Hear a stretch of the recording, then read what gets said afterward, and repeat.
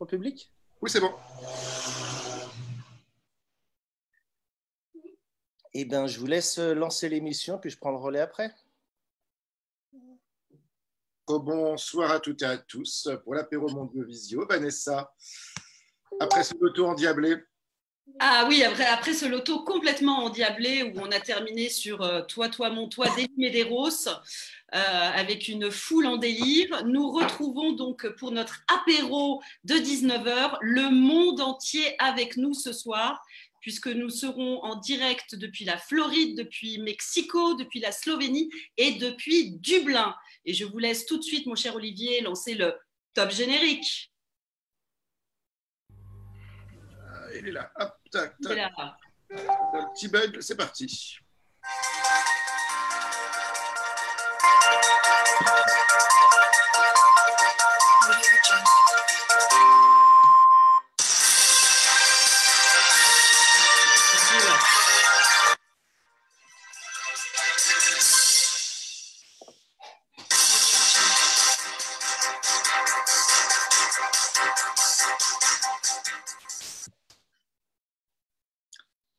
Bonsoir Gennaro, à toi. Chers amis, bonsoir et bienvenue dans Mondiovisio.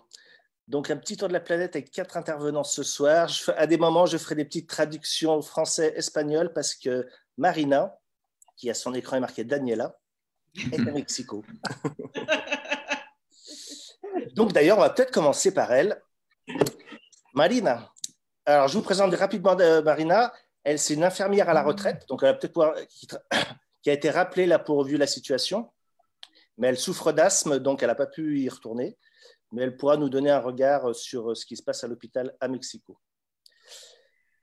En los hospitales de México hay una situación muy crítica, ya que los que han abierto para el coronavirus hay falta de insumos, están atacando al personal médico.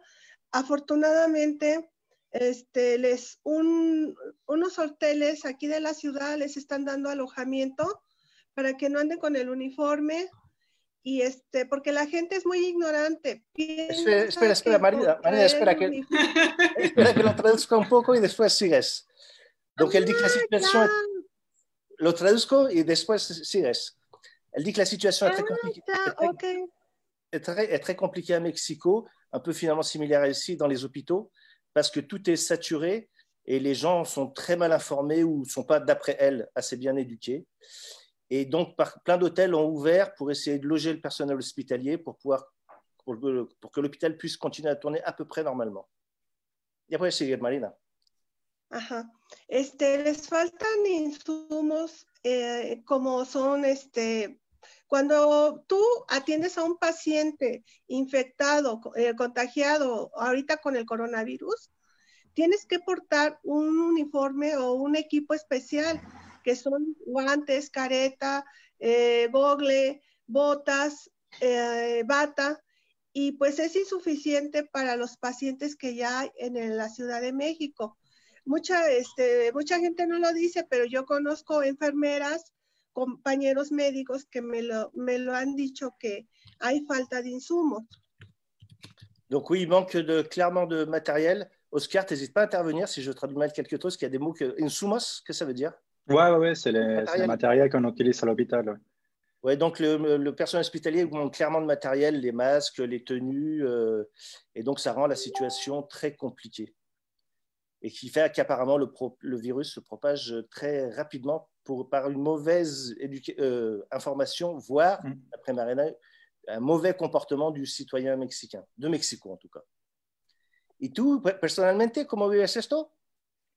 Pues también para mí ha sido difícil estar encerrada en mi casa. Salgo solamente lo necesario para hacer compras para la comida o cuando voy al banco o tengo que ir al hospital, pero yo sí estoy encerrada, estoy muy asustada también. Mis hijas están molestas conmigo porque quieren salir con el novio, y yo no las dejo. Uh-huh. Donc, elle, pour le moment, elle vit confinée. Je ne lui ai pas encore demandé si c'était obligé ou pas. Elle vit confinée depuis le début avec ses filles et elle sort pour le strict minimum, un peu comme ici, c'est-à-dire se nourrir, retirer de l'argent pour acheter. Et en fait, par rapport à ce qu'elle dit qu'elle sort juste pour faire des achats, mais elle sort aussi à la banque pour payer des services. C'est vrai qu'en France, vous savez, la chance, la possibilité de payer tous les services avec un téléphone, avec l'ordinateur, tout ça, c'est très bien fait, les systèmes. Au Mexique, souvent, il faut se déplacer pour aller payer l'électricité, l'eau, les gaz. Donc, c'est vrai qu'il faut sortir pas que pour les courses, mais aussi pour payer d'autres services. Et elle dit aussi que ces filles, elles sont énervées. Elles sont énervées contre elle parce que ces filles, elles ont envie de sortir, de voir leurs petits copains. Par contre, elle dit qu'il faut pas, qu'il faut rester à la maison. ¿Y tenéis obligación de quedarse confinados o cada uno hace lo que quiere? No, no tenemos, así que nos digan, tienen que estar, nos los dicen en la tele, nos los dicen en las noticias, dicen que tenemos que tener distanciamiento, que nos debemos de lavar las manos frecuentemente, pero eso ya es personal. Y como yo soy enfermera, soy muy estricta con mis hijas. Tengo unos zapatos para salir, los lavo, uso guantes, uso careta, aquí no la tengo aquí, uso careta, y uso cubrebocas para salir al banco, hasta me ven rara, pero no me interesa, o sea. Donc oui, à Mexico, il n'y a pas d'obligation de rester enfermé. En fait, chacun fait à sa guise. Ils ont des consignes des consignes sanitaires à titre éducationnel, mais chacun fait un peu comme il veut. Donc elle a fait le choix de rester confinée parce qu'elle est infirmière, elle connaît les risques, elle a le matériel nécessaire, masque et tout ça, bottes, gants. Mais ils n'ont pas d'obligation de rester confinés sinon. ¿Y sabéis, el gobierno os dice algo de cuándo todo esto se va a acabar? Je lui ai demandé s'ils ont des informations à titre politique, sanitaire, d'une fin du confinement ou de la situation à Mexico. Sí, el gobierno, el secretario de Salud, el doctor Gatell, ha informado que estamos desde el 14 de abril en la tercera fase. Estamos en la fase con más contaminación, y nos recalca mucho a toda la ciudad que debemos de cuidarnos, que debemos llevar las medidas que son necesarias.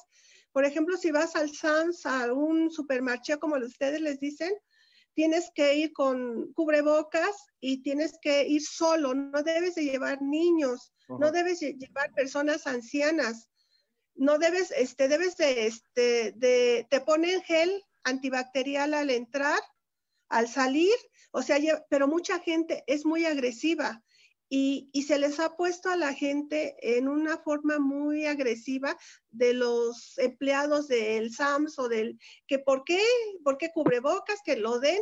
Si es cosa personal, uno se tiene que cuidar. Y yo he visto muchas agresiones, inclusive en los mercados, que se saturan y la gente no entiende. Allá en Francia creo que les llaman departamentos, ¿no? Sí. Departamentos, las alcaldías. Las alcaldías. Aquí la alcaldía de Iztapalapa es la más saturada y la que menos lleva ninguna norma préventive. D'accord. Donc, depuis le 14 avril, ils ont informé qu'ils sont en phase 3, donc la phase de propagation la plus intense du virus. Donc, ouais, pas de contraintes obligatoires.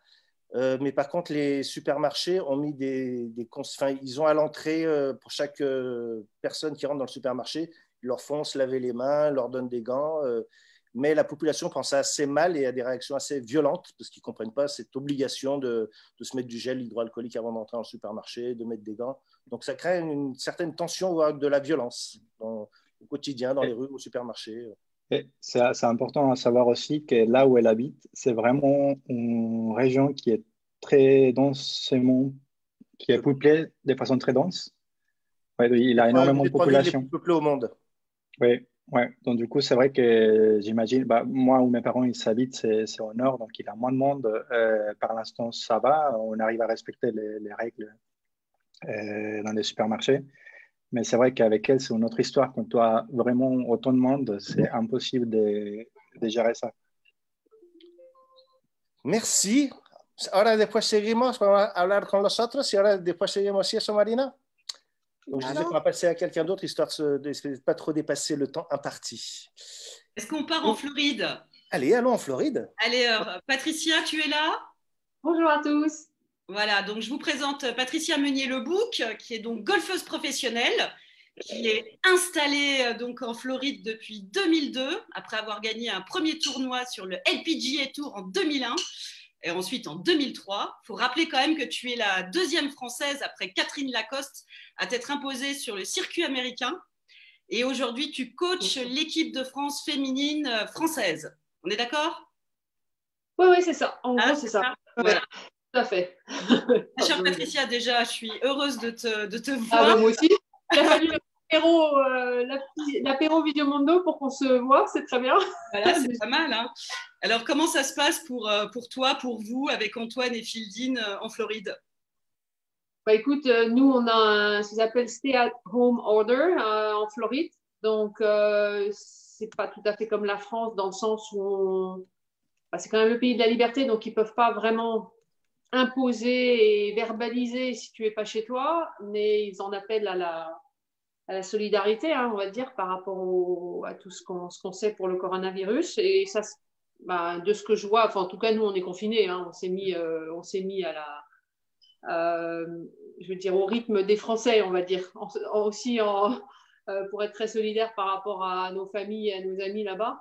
Donc, on sort pour faire nos courses. On a le droit, par contre, de sortir autant qu'on veut pour faire notre sport. On n'est pas limité en espace, en kilomètres autour de chez nous, pas du tout. Il y a sûrement des abus, hein, ça, de toute façon, c'est parce que c'est pas contrôlé du tout comme en France. Hein. D'accord. Et une petite question un peu politique, parce que nous, donc, on entend pas mal les déclarations de ton président, puisque maintenant tu as la nationalité américaine aussi. Alors, je vais me permettre de quand même te demander ce que tu penses d'un président qui dit quand même à ses concitoyens qu'il faut se balancer du gel hydroalcoolique dans les poumons et faire des UV pour éviter le coronavirus. De l'eau de Javel, il dit qu'il faut boire. De l'eau de Javel aussi. Je vais dire, ça fait bien longtemps que quand il passe à la télé, on le prend juste comme un entertainment, comme on dit. Voilà. Parce que je pense qu'il a vraiment une carence de capacité à communiquer, tout simplement. Après, dans les actes, je pense qu'il a fait des belles choses pour l'économie jusqu'à maintenant. Par contre, dès qu'il est à la télé, c'est une catastrophe et il s'enfonce tout seul et je ne vois même pas pourquoi il prend encore la parole, quoi. Il a un tel ego que je pense qu'il n'entend rien de personne, il ne voit rien. C'est déplorable, quoi, parce que malheureusement, ça ne donne pas une image très saine du pays et très positive, quoi. Après, je pense qu'heureusement qu'il est bien entouré et que les personnels médicaux autour de lui essaie de résister et de l'entourer quand même pour rectifier ses dires quand il dit des bourdes pareilles. Voilà, quoi. De toute façon, on est obligé de faire avec. C'est. Oui, là, vous n'avez pas vraiment le choix, en effet. Non, on n'a pas trop le choix. Et puis, le principal, c'est que les gens soient responsables. Hein. De toute façon, je pense que personne n'est dupe de ces dires à ce point-là. Quoi. Je veux dire, quand on entend ça, je dis, voilà, quoi. C'est tellement énorme que faut jamais prendre pour argent comptant ce qu'il raconte. Voilà, après, c'est que du show à la télé, c'est de la politique. Je pense que c'est purement de la politique. Et puis, lui, il pense à ses élections en fin d'année, certainement. Voilà, je vois pas d'autres choses possibles. Après, c'est vrai que c'est un pays, entre guillemets, j'avais un peu de mal en tant que Française à comprendre ce qui se racontait sur les réseaux ou les gens que je connaissais qui parlaient très durement qu'ils n'avaient pas le droit, on n'avait pas le droit de nous... on est un pays libre où la Constitution est vraiment basée là-dessus et que beaucoup de gens qui n'acceptent pas qu'on leur impose d'être confinés ou autre. Et je ne comprenais pas, parce que je me dis, attends, quand on voit parce que moi, je suis bien française, je veux dire, je fonctionnerais... voilà, on s'est confinés tout seul, en même temps que la France, quasiment. On respecte les règles qui nous sont imposées et en même temps, on comprend aussi pourquoi. Mais ici, il y a vraiment un grand besoin, une grande recherche de liberté. Voilà, ils ne veulent pas qu'on leur impose, c'est ça pour plein de choses. Mais moi, de ce que j'ai vu jusqu'à maintenant, les gens ça paraît être assez bien respecté. Après, c'est ce qui m'inquiète, comme je pense tout le monde, c'est la sortie du confinement, quoi. J'avoue que nous, on ne travaille plus. Hein. Notre golf est fermé. En fait, à une demi-heure de chez nous, c'est ouvert, au nord de chez nous. Tout le sud jusqu'à Miami, c'est fermé, parce que moi, je suis sur la côte est. Hein. Je suis à 1h30 de Miami, sur la côte est, donc juste au-dessus de West Palm Beach. Et en fait, tout ce qui est en dessous de chez nous, les comtés, parce que ça marche par État, mais ça marche aussi par comté. Donc, en fait, c'est ça qui est très compliqué ou très complexe aux US, c'est que le gouvernement fédéral, donc Trump, il peut dire ce qu'il veut, mais au niveau des règles dans l'État, ce sont les gouverneurs.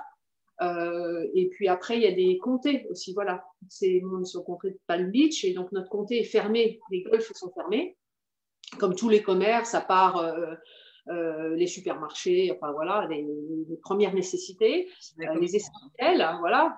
Par contre, à une demi-heure de chez nous, les gens jouent au golf, tu vois, donc avec des règles, parce que faut quand même le dire que le golf, on se touche pas, on se voit pas, on est très loin.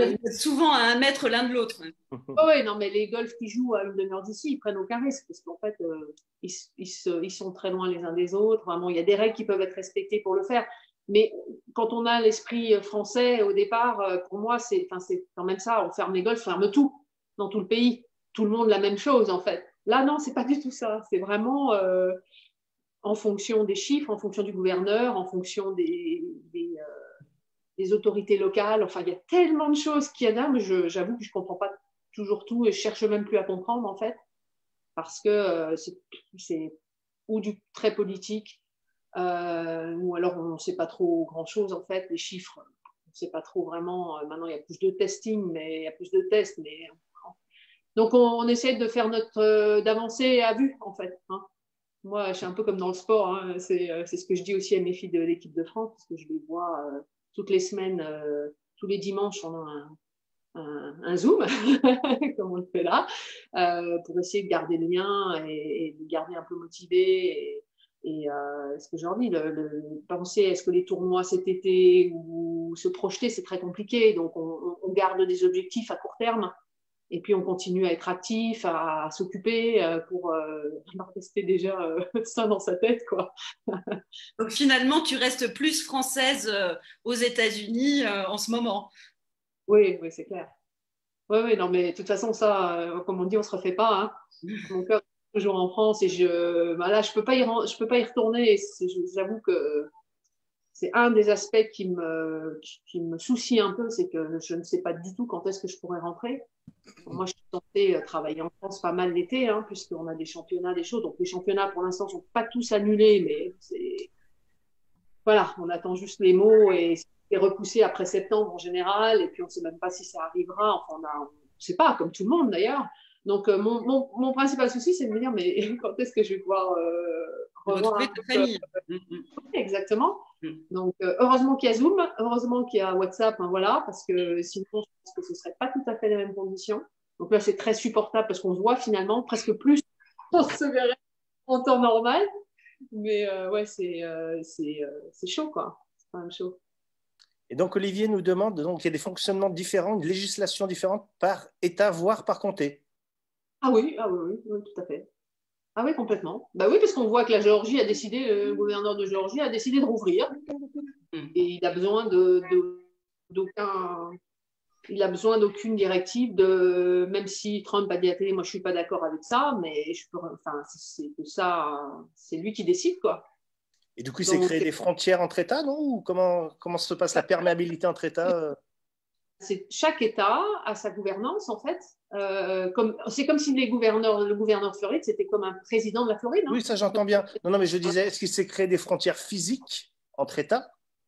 Dans le sens où un État qui est confiné et un autre qui ne l'est pas, peut-être qu'ils ne voudraient pas que les non-confinés viennent chez eux.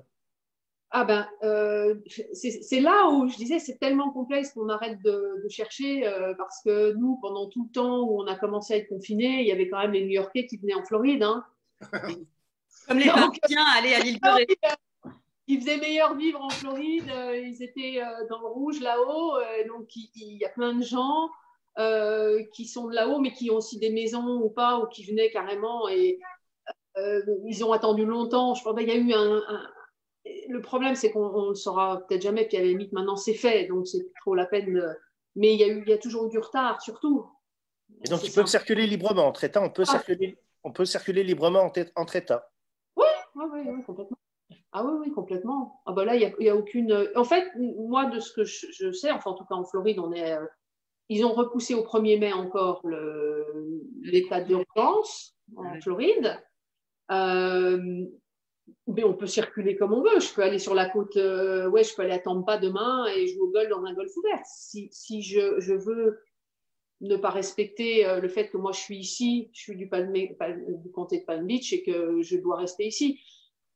Personne ne va venir me vérifier mon permis de conduire, mon adresse, comme on peut le faire en France avec les ordres de sortie, le petit papier que vous devez signer. Enfin, pour nous, c'est lunaire quand même. Donc, moi, je ne suis pas médecin, mais du coup, ça donne un risque de propagation du virus, non? Ouais. Pardon? Évidemment, oui. Oui. Après, est-ce que les gens ne font pas du tout attention? Non, je ne pense pas. Il y a des gens qui respectent plus ou moins, mais qui portent les masques, qui respectent parce que de toute façon, quand on va se déconfiner, il va bien falloir qu'on fonctionne, on va bien devoir être à proximité les uns des autres, un peu plus. Donc, c'est vrai que s'équiper du masque, garder ses distances, commencer à avoir ces règles-là, ça va nous suivre pendant 1 an, je ne sais pas combien de temps. Donc, il va falloir s'adapter. Hein.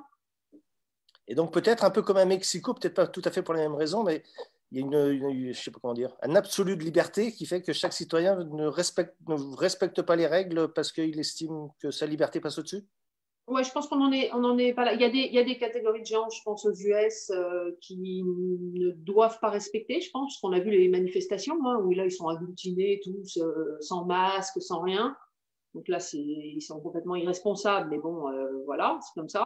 Et puis, quand même, moi, je vois dans les supermarchés ou autres, je vois très rarement maintenant quelqu'un qui n'a pas de masque, qui n'est pas équipé. Et les Américains sont plutôt déjà, attention aux microbes, et puis, c'est plus facile ici, en tout cas chez nous, dans une grande ville comme New York, c'est plus compliqué. Mais nous, ici, on a de l'espace. C'est le propre des États-Unis, c'est qu'il y a de l'espace. On dit tout est plus grand aux US. Donc, pour rouler, quand on est dans des magasins, les magasins, généralement, sont plus grands, il y a de la place. Donc, pour ne pas côtoyer quelqu'un, c'est assez facile, finalement.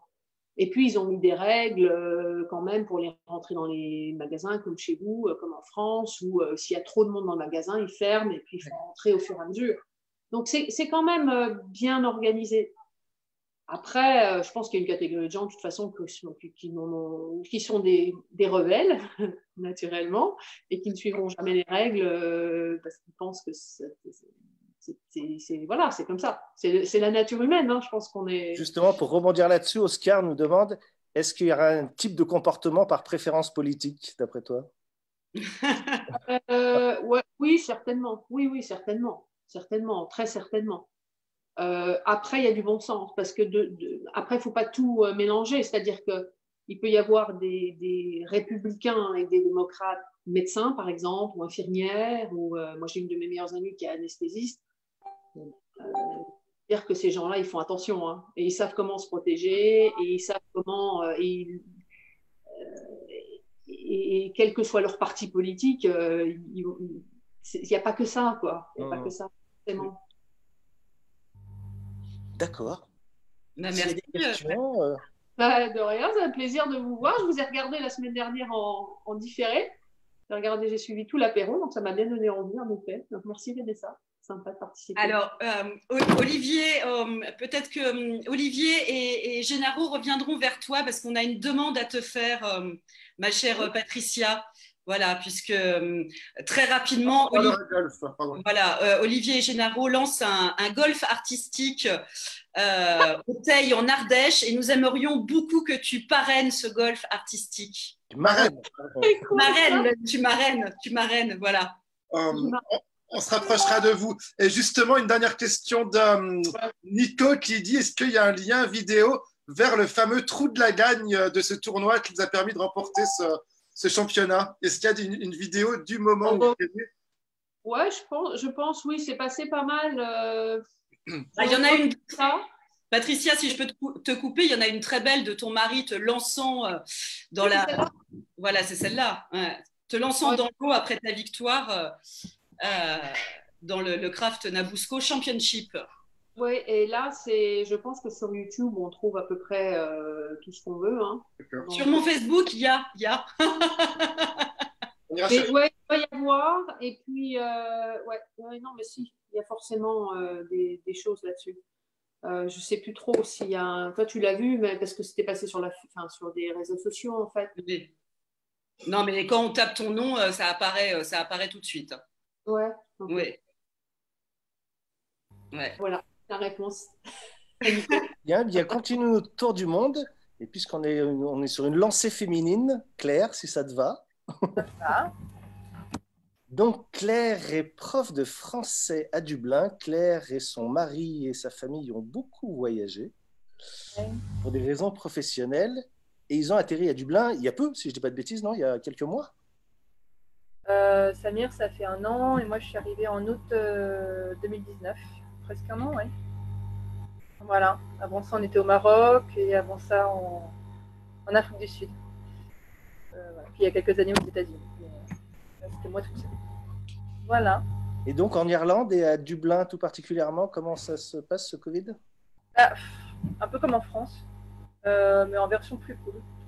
C'est-à-dire qu'on a été confinés à peu près en même temps, à quelques jours près. Pareil, on n'a pas de masque ni de gel hydraulique. Voilà, il y a des gros manques. Quoi d'autre? Après Dublin, le truc c'est que moi mes voisins c'est Google, Facebook, LinkedIn, mais vraiment hein, c'est de l'autre côté de la rue, c'est des gros immeubles et normalement il y a énormément de trafic en fait dans mon quartier. Donc c'est vrai que un peu du jour au lendemain, ça s'est complètement vidé parce que normalement les gens habitent un peu plus loin parce que bon, le quartier est un peu cher et viennent travailler tous les matins. Ça faisait un peu métro boulot dodo pour le coup. Et là, c'est rigolo parce que le quartier où je suis, qui s'appelle Wings, c'est un quartier historiquement plutôt familial et il redevient en fait le quartier des petits vieux familial où il n'y a plus ces jeunes entrepreneurs ou ces jeunes geeks qui viennent travailler. Donc, ce qui voudrait dire que les GAFA respectent les règles, pour une fois. Je ne vais pas dire ça quand même. Ben non, je ne sais pas s'ils viennent plus travailler d'après ce que tu dis. Ouais, non, mais pour le coup, ils ont. Je pense que pour Google, LinkedIn, Amazon, etc., faire du télétravail, c'est relativement simple. Par rapport à d'autres sociétés, je pense que ça va, en général. Donc, voilà. Non, moi, la principale difficulté que j'ai, c'est par rapport juste à mon quotidien, en fait, en tant que prof, quoi. Parce que moi, je suis enseignante des CP. Voilà, essayer de faire un Zoom avec une vingtaine d'enfants en CP, vous allez vous marrer. Voilà, non, mais il y a des trucs rigolos. Il y en a un qui arrive en peignoir, qui arrive avec son chien, les enfants c'est immenses. C'est des choses que tu improvises de ton propre chef ou c'est l'éducation nationale locale qui vous a donné des directives? Alors moi, je suis embauchée par le lycée français d'Irlande. Donc on a à la fois les directives du gouvernement irlandais et à la fois de l'AEFE, l'Agence de l'enseignement français à l'étranger. Voilà.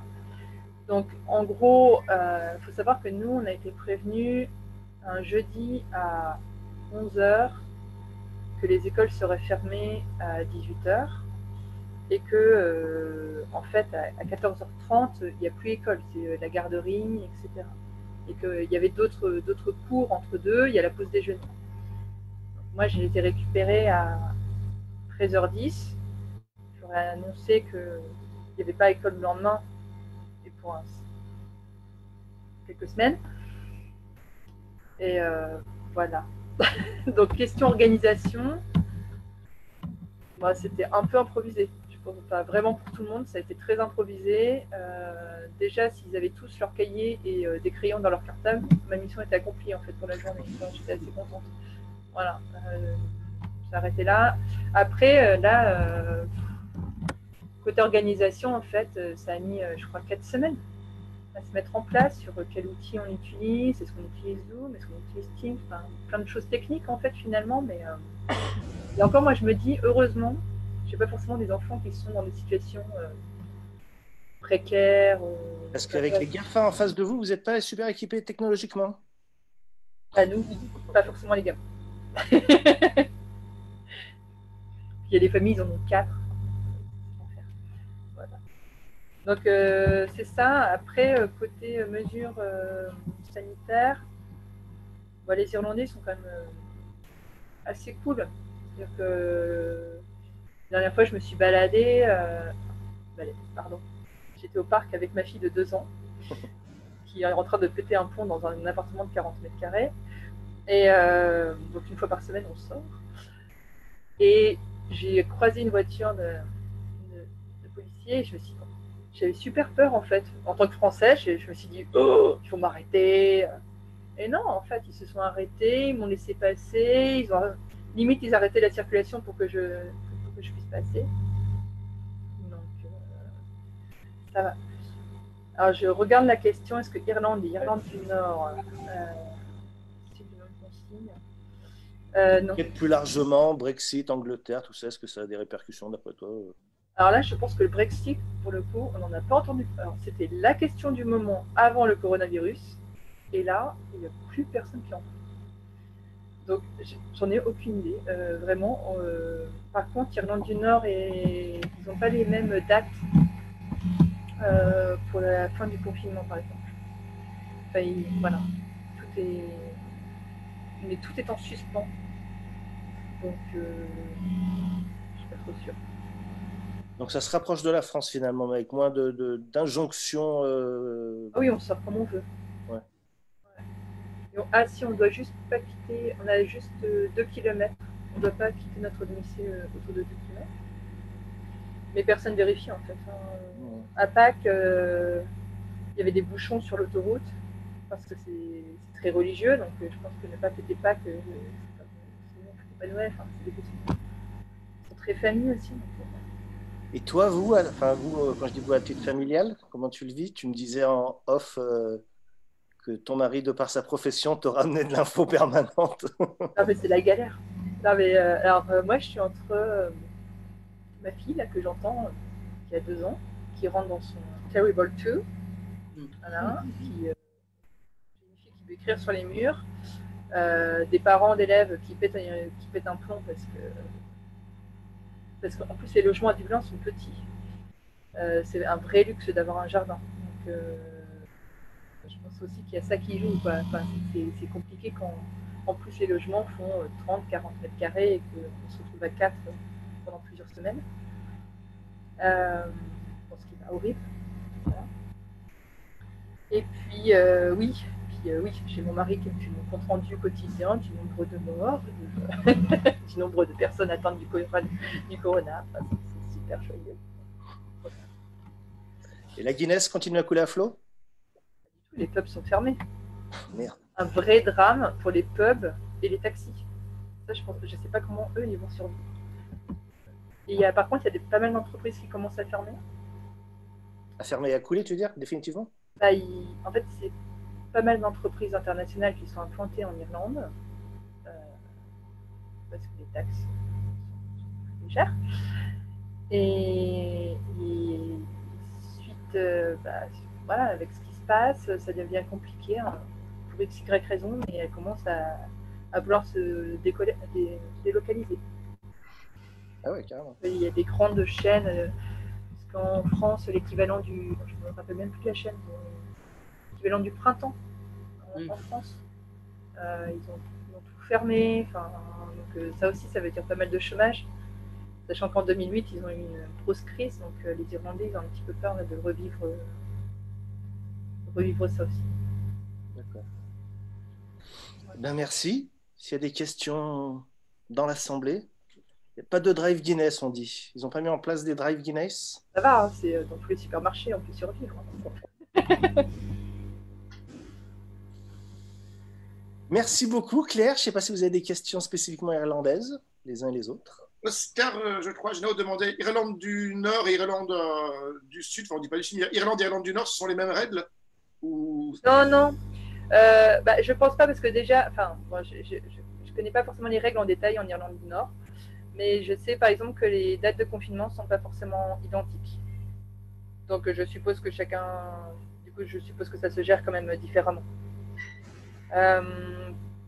Par contre, l'avantage qu'on a quand même en Irlande, c'est que le Premier ministre, il est médecin. Et son compagnon aussi. Donc, ça peut aider, je pense, dans la gestion de la crise. Ouais, sûrement. Voilà. Il va pas nous demander d'avaler du Blue Javel.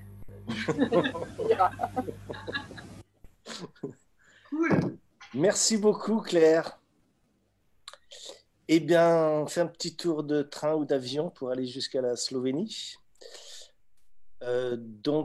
Jake, qui est, je vais te laisser te présenter, mais pareil, qui est un peu un traveler d'origine anglaise, qui a vécu en France, ensuite à Dubaï, et puis l'amour l'a amené jusqu'à la Slovénie. Voilà, pour l'instant en Slovénie. C'est ça. Et juste petite parenthèse avant de te laisser la parole, j'ai vu récemment un classement Forbes des 50 pays qui géraient apparemment le mieux la crise. Je crois que la Slovénie était 7e. Ah oui, c'est ce qu'on entend, mais alors ça, je ne sais pas d'où ils sortent ces chiffres, parce que si tu regardes le nombre de contaminés au niveau de la population, donc par million, la Slovénie est quand même assez élevée. Donc, je ne comprends pas comment ils arrivent comment ils ont calculé ce classement, parce que c'est un tout petit pays de 2 millions de personnes. Donc, s'ils comparent à la France, bah oui, automatiquement, il y a beaucoup moins de personnes qui sont affectées. Mais si tu comptes par million, c'est assez élevé, en fait. Donc, j'ai vu les mêmes choses que tu dis là, mais je ne sais pas d'où ça sort, ces chiffres. D'accord. Pour l'instant, ici, là, depuis quelques jours, ça a commencé à se relâcher un petit peu. Maintenant, on a le droit de sortir. Ça retourne pratiquement, bon, pas à la normale, mais là, aujourd'hui, je suis allé à l'équivalent du monsieur bricolage. Je ne sais même pas comment on dit monsieur bricolage en slovène, mais l'équivalent. Et il y avait plein de monde. Hein. C'était comme d'habitude, sauf que tout le monde avait un masque. D'accord. Vous avez eu Donc des obligations là, Vous avez eu des obligations de confinement au début Vous avez eu des obligations de confinement au début ou pas? Alors oui.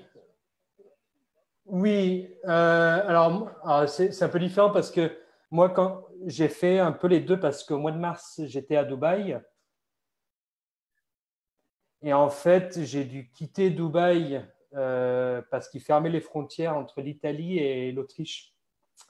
Et on avait un vol pour aller jusqu'à Venise, mais ils ont fermé la frontière avec l'Italie, donc on ne pouvait pas revenir. Donc du coup, nous, on a dû se dépêcher pour revenir. Et vu qu'on a voyagé, on a été obligé de se confiner soi-même, self-confinement. Et du coup, on a fait 3 semaines avant tout le monde, avant que le gouvernement impose. Et donc là, ça fait 4 semaines que le gouvernement a imposé le confinement. Mais nous, on avait déjà fait 3 semaines avant parce qu'on avait voyagé. Uh-huh. Donc là, ça fait, là, on arrive à 7 semaines de confinement, mais ça fait quelques jours qu'on commence à sortir là. Qu'on vous autorise donc à ressortir, c'est ça? Il y a eu une obligation de confinement. Il y a eu, donc pour moi, il y a eu l'obligation de confinement parce que j'ai voyagé. Oui, parce que vous aviez voyagé, ouais. Dans le pays, le seul confinement qu'il y a eu, c'était il faut rester dans sa municipalité et tous les magasins sont fermés. Mais on a toujours eu le droit de sortir se promener. D'accord. Et c'est pas comme en France où il faut imprimer un permis maintenant, je sais pas quoi. Oui, c'est ça, tu as un document où tu dois… Un document, ouais. Non, ici, on n'a pas eu ça du tout. Mais quand j'ai quitté Dubaï, ils ont commencé à faire ça à Dubaï. Voilà. Justement, tu as quelques infos sur Dubaï par hasard, non? Ah bah oui, moi je suis donc au quotidien, parce que c'est mon entreprise est à Dubaï. Donc au quotidien, moi je discute avec donc mes collègues qui sont à Dubaï. Et donc là-bas, c'est vraiment très très strict, hein. Ils ont jusqu'au point où ils ont changé les radars sur la route. Et si tu sors, après, je crois que c'est 18 heures, automatiquement, les radars te prennent en photo. Donc, même si ce n'est pas pour excès de vitesse, hein, c'est si tu sors et que tu fais 10 km/h dans un 100, et ça va te prendre en photo parce que tu es en dehors pendant le confinement. Donc après, c'est quoi? C'est PV? C'est PV, c'est très élevé. Ouais. Et c'est même jusqu'au point maintenant où à Dubaï, ils commencent à menacer d'annuler ton visa de travail. Ah oui, d'accord.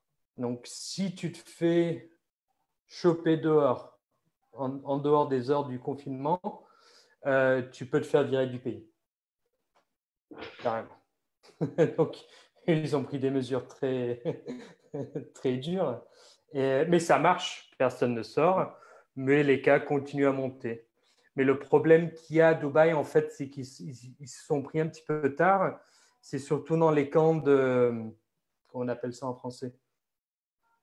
Là où les travailleurs, les Indiens, c'est les camps de labor camps, je ne sais plus comment dire en français. Là où sont logés les gens, les gars qui travaillent dans la construction. D'accord, ouais. Et en fait, ils se sont rendus compte que le virus est plutôt présent dans les camps. Et ils ont fait les tests un peu trop tard. Donc, c'est en train de s'étendre. Donc, le virus est en train de s'étendre au niveau des camps et ils ne peuvent pas le contrôler parce qu'ils sont à 10 dans une chambre. Uh-huh. Et ils sont des centaines de milliers habités dans vraiment des espaces très, très confinés. Donc, pour l'instant, ils n'arrivent pas à le contrôler. Il y a des tests à Dubaï, il y en a aussi en Slovénie, non? Vous avez des tests? Il y en a, mais alors, nous, on a, vu que moi, je suis confiné, c'est vrai qu'ici, je n'ai pas eu trop à faire avec ça. Ma femme non plus. Ici, ils te testent que si tu es malade et que tu dois aller à l'hôpital. Donc, je pense que pareil qu'en France. Ouais. Et comme aux autres, toi, à titre perso, tu vis ça comment? Enfin, ça a changé quoi dans ta vie? C'est supportable? Le confinement en soi-même, ça va. J'arrive à gérer parce que je travaille de la maison. Donc, moi, j'ai l'habitude d'être à la maison toute la journée. C'est vrai que ça a eu des gros changements pour moi au niveau de travail. Moi, comme je t'ai dit avant, ça m'a beaucoup touché au niveau travail. Là, mon entreprise à Dubaï risque de couler maintenant. Donc là, on est en train de voir comment on peut sauver l'entreprise ou pas. Donc déjà, nous, on a déjà licencié 8 personnes de l'entreprise en 4 semaines. Et je sais que toutes les autres entreprises autour de nous que je connais, ils ont fait pareil, ils ont licencié plein de gens. Donc, moi, ça m'a beaucoup touché de ce côté-là. Voilà, moi, c'est vraiment plutôt mes employés. Humainement. C'est plutôt humainement que ça t'a touché. Voilà, humainement, parce que mes employés sont, ils sont coincés maintenant à Dubaï et puis ils n'ont pas d'argent, ils ne peuvent rien faire et ils ne peuvent pas sortir du pays, ils ne peuvent pas trouver de travail. Donc, on va se retrouver avec énormément de personnes et c'est ça je ne peux pas les aider malheureusement parce que je ne peux rien faire. Hein. Mais déjà, si une petite entreprise licencie 8 personnes comme ça, je pense que ça va être terrible ce qui va se passer. Hein. C'est pas comme en Europe où les gouvernements ils essayent de trouver des aides pour les petites entreprises. Là-bas, il n'y a pas d'aide. Donc, moi, je me sens un peu mal par rapport à ça, par rapport à mes employés. C'est vrai que je travaille avec eux depuis 5-6 ans et du jour au lendemain, on est obligé de leur dire voilà, désolé, il n'y a plus de travail, il n'y a plus rien. Donc là-dessus, c'était assez dur. Donc, on essaye de s'adapter à ça et mais on n'a aucun contrôle là-dessus. Donc, on ne peut rien y faire, malheureusement. Ouais. Donc, voilà. Et sinon, l'amour en Slovénie? L'amour en Slovénie, ça va. À part ça, c'est bien. Mais ici, en fait, les gens, là, je les vois de la fenêtre. Devant moi, tout le monde se balade. Tout le monde a l'air assez décontracté. Et vu que c'est un pays aussi qui est c'est très vert, il y a beaucoup même si on est dans la capitale, donc Ljubljana, en moins de...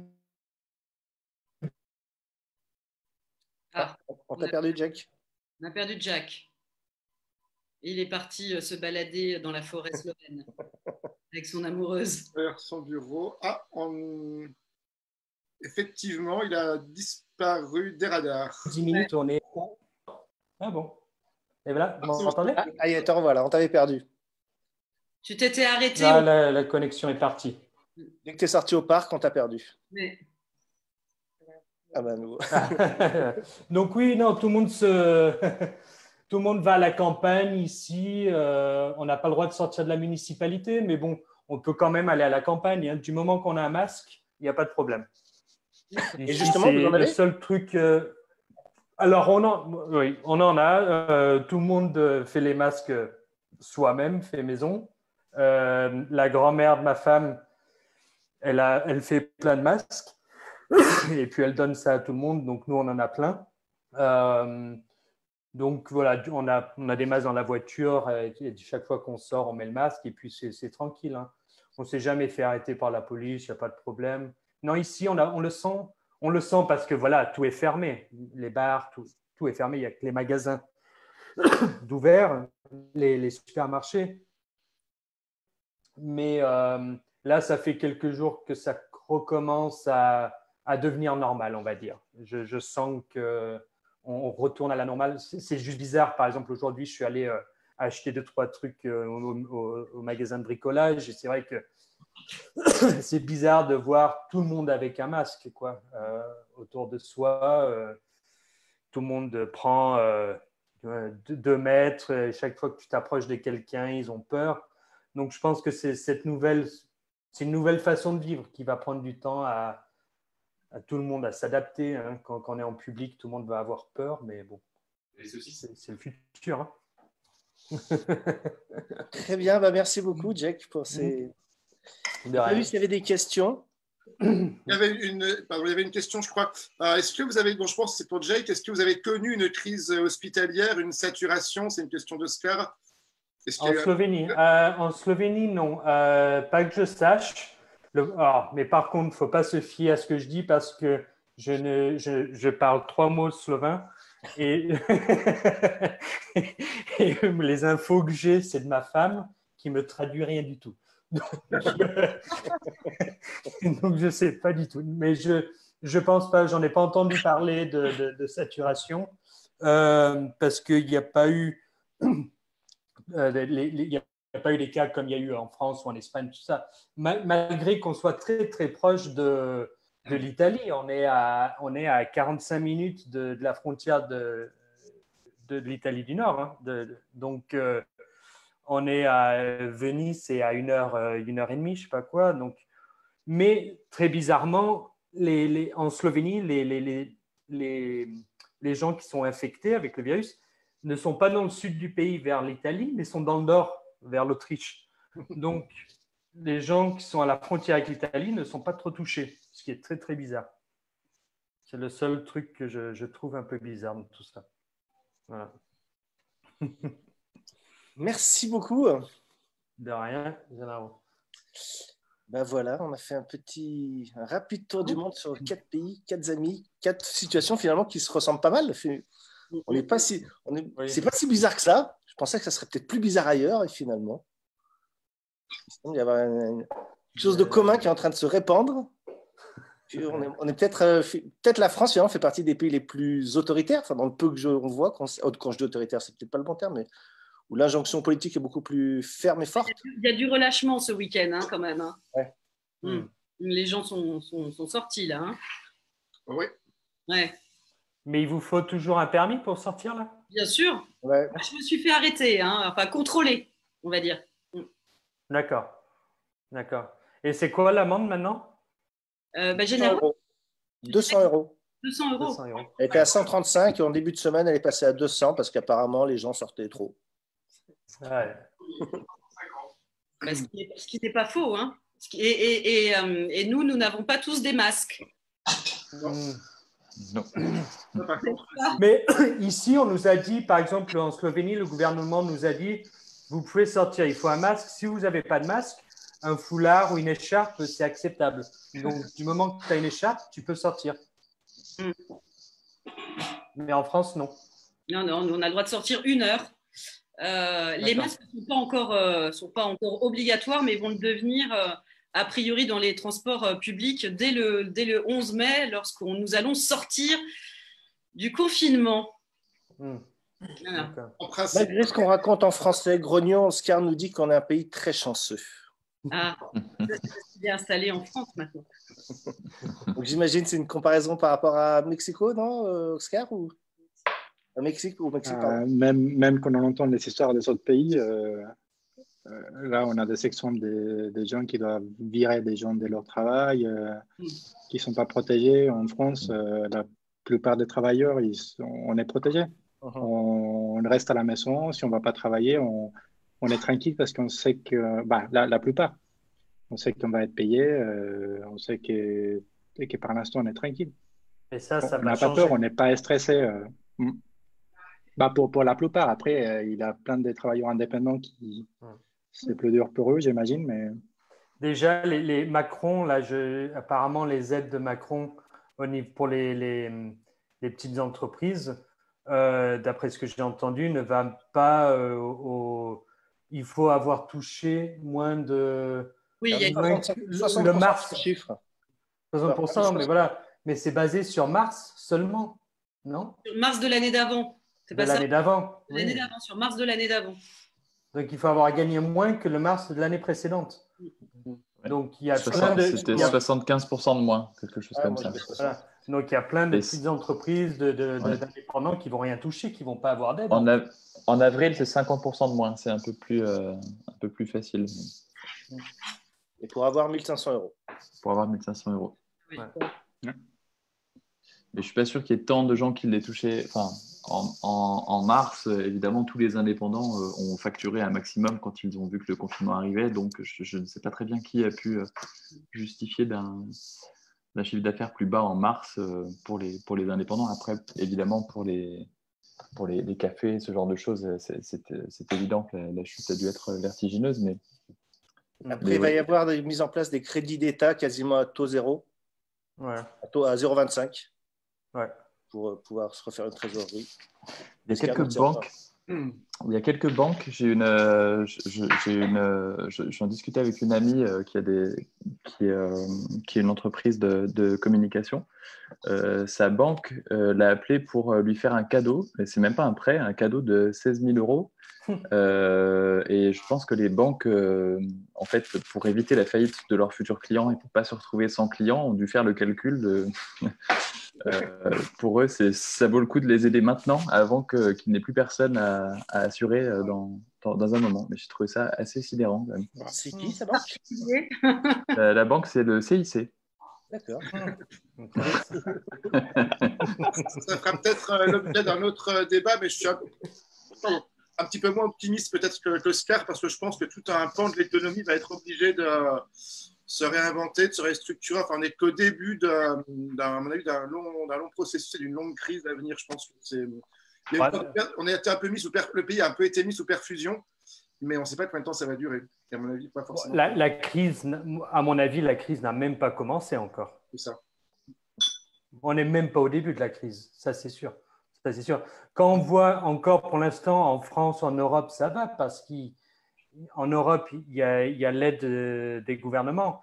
Mais moi, quand je vois dans les pays où il n'y a pas d'aide, par exemple aux Émirats arabes, au Moyen-Orient, tout ça, tous ces pays-là où il n'y a pas d'aide, les entreprises coulent déjà à droite à gauche. Donc, ce qui se passe en Europe, c'est juste que c'est décalé parce que les aides vont venir comme ça aider un petit peu à droite à gauche, mais ils font que repousser le problème. Est-ce que quelqu'un a des nouvelles de ce projet espagnol de mettre en place le revenu universel pendant cette crise? Est-ce qu'on sait ce que ça devient? Non.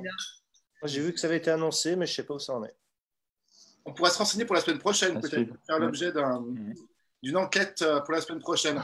Et on est assez nombreux sur Confinage TV à travailler sur le secteur du spectacle vivant, on va dire. Et pour le coup, là, on ne sait pas quand cette économie pourra reprendre ni comment. Donc, en tout cas, ce qu'on sait, c'est que si on ouvre un compte pour Confinage TV, il faut aller au CIC.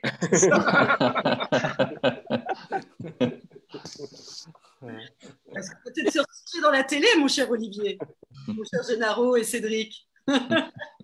On va se recycler. Voilà, c'est ça. Et recyclons-nous. Chère Vanessa, je vous laisse le mot de la fin. Très belle soirée, un très bel apéro, même si vous avez remarqué, nous n'avons pas bu, à part Cédric. À part moi. Si, j'ai bu. Voilà. Toujours la même. Merci Olivier. Mais Gennaro et moi, nous étions très sobres pour accueillir nos invités, que nous remercions de leur présence ce soir. Ouais, merci beaucoup. Ouais, merci à vous. Merci Claire, merci Jack et merci Daniela. Non, Monica. Marina from Mexico. Merci à vous et nous on se retrouve de notre côté. Alors vous pouvez rester dans le studio si vous voulez, on peut encore discuter après, mais nous on se retrouve à 21h avec le plus petit cabaret du monde et je lance le top générique. Merci Olivier.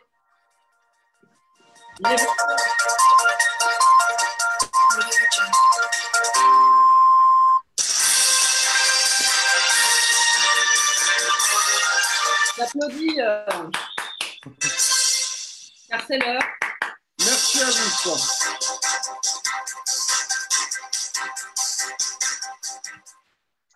Hop, merci, je coupe la retransmission en direct. Voilà.